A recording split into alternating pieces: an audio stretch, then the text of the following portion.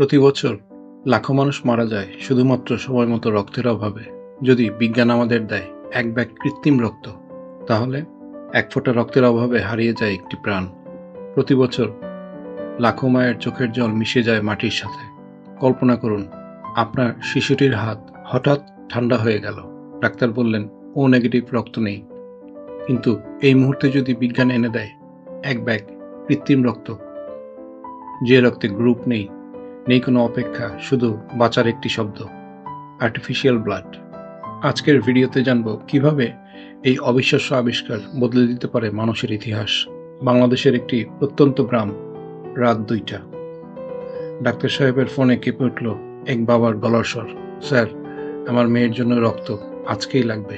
ওই 11 বছর বয়সের মেয়ে, যে গতকালও স্কুলের উৎসবে গান গাইছিল। বাবা হাঁটু ভেঙে বসে পড়লেন হাসপাতালের সিঁড়িতে। আমার মেয়েটাকে কি আর বাঁচাতে পারবো না? কৃত্রিম রক্ত মানে প্রকৃতির অনুকরণে তৈরি এক যুগান্তকারী ফর্মুলা, যা অক্সিজেন বহন করে ঠিক স্বাভাবিক রক্তের মতো, কিন্তু তৈরি হয় ল্যাবে।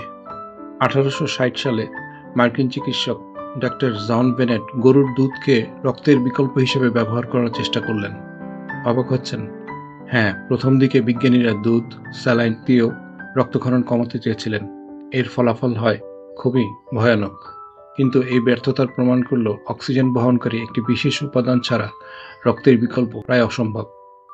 তখনই জন্ম নিল হিমোগ্লোবিনের ধারণা। দ্বিতীয় বিশ্বযুদ্ধের সময় সৈন্যদের রক্তক্ষরণের মৃত্যু ঠেকাতে বিজ্ঞানীরা বাধ্য হলেন নতুন পথ খুঁজতে। 1966 সালে ডাক্তার লেল্যান্ড সি ক্লার্ক একটি ইঁদুরকে সম্পূর্ণ ফ্লুরোকার্বন তরলে ডুবিয়ে রেখে প্রমাণ করলেন এটি অক্সিজেন সরবরাহ করতে পারে। অবিশ্বাস্য, তাই না? এই সাফল্যের পর 1970 দশকে জাপানি বিজ্ঞানীরা প্রথমবারের মতো ফ্লুসল ডিএ নামে কৃত্রিম রক্ত তৈরি করে। আর্টিফিশিয়াল ব্লাড প্রধানত দুইটি শ্রেণীতে ভাগ করা যায়, HbO(c) haemoglobin based oxygen carriers, আরেকটা হচ্ছে PFC পারফ্লুরোকার্বনস। কৃত্রিম রক্ত রোগ প্রতিরোধ বা হরমোন পরিবহন করে না। এরা হচ্ছে অক্সিজেনের ছোট্ট ট্যাক্সি। এরা ফুসফুস থেকে অক্সিজেন চুরি করে নিয়ে কোষের দ্বারগড়ায় চলে যায়। কিন্তু সমস্যা হলো এই ট্যাক্সিগুলো কিডনিতে জ্যাম করে দেয়। কিন্তু বিস্ময়কর ব্যাপার হলো এটা কাজ করে সব ব্লাড গ্রুপে। ভাবুন তো, যুদ্ধক্ষেত্রে আহত সৈনিকের রক্তক্ষরণ থামানোর জন্য হেলিকপ্টারে করে ডোনার নয়, শুধু একটি ইঞ্জেকশনই যথেষ্ট। অথবা থ্যালাসেমিয়া রোগীর কথা ভাবুন, যে প্রতিদিন রক্ত নিতে হাসপাতালে ছুটে চলে। তার জীবনটা যেন স্যালাইনের ড্রিপের সাথে বাঁধা। কিন্তু যদি সে এক ডোজ কৃত্রিম রক্ত পায়, তাহলে মাসের পর মাস সে স্বাভাবিক জীবন কাটাতে পারত। কিংবা বন্যা অথবা ভূমিকম্পের সময় যখন রক্তের ব্যাংক ধ্বংস হয়ে যায়, তখন এই নকল রক্তই হতে পারে আশীর্বাদ। কিন্তু এত সব সম্ভাবনার পরও কেন আজকে হাসপাতালে কান্নার রোল চলছে? কেন এখনো রক্তের অভাবে মৃত্যু হচ্ছে? এক্ষেত্রে বিজ্ঞানীদের জন্য চ্যালেঞ্জটা কিন্তু কম নয়। যেমন কৃত্রিম রক্তের স্থায়িত্ব।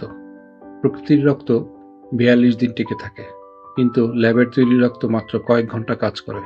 এটি কিডনি এবং লিভারেও পার্শ্ব প্রতিক্রিয়া দেখা দেয়। নৈতিকতার দৃষ্টিকোণ থেকে নকল রক্ত কি মানবতার জন্য আশীর্বাদ নাকি একটি অহংকার? 2022 সালে টোকিও 28 সপ্তাহের একটি শিশু জন্মগ্রহণ করে, যার ওজন মাত্র 1 কেজি। তার ফুসফুসে অক্সিজেন ঢুকছে না, কিন্তু এক ব্যাগ কৃত্রিম রক্তে বদলে দিল ইতিহাস। আজ সেই শিশু হাসছে, খেলছে। ইউনিভার্সিটি অফ ক্যালিফোর্নিয়ার গবেষক তৈরি করেছেন অক্সিজেনের ন্যানোভার্স, যা প্রকৃত রক্তের চেয়েও 10 গুণ বেশি অক্সিজেন বহন করে, এবং তারা রক্তের সাগরে সাঁতার কাটবে, কোষে কোষে জীবন ছড়িয়ে দেবে। এই মুহূর্তে পৃথিবীর 100টিরও বেশি ল্যাবে চলছে এই গবেষণা, কিন্তু এর জন্য দরকার আমাদের সকলের সচেতনতা এবং দরকার ইনভেস্টমেন্ট। শেয়ার করুন এই ভিডিওটি।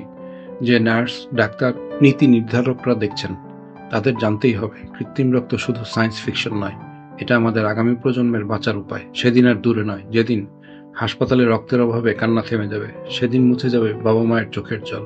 প্লিজ শেয়ার এবং সাবস্ক্রাইব করুন। সবাইকে ধন্যবাদ।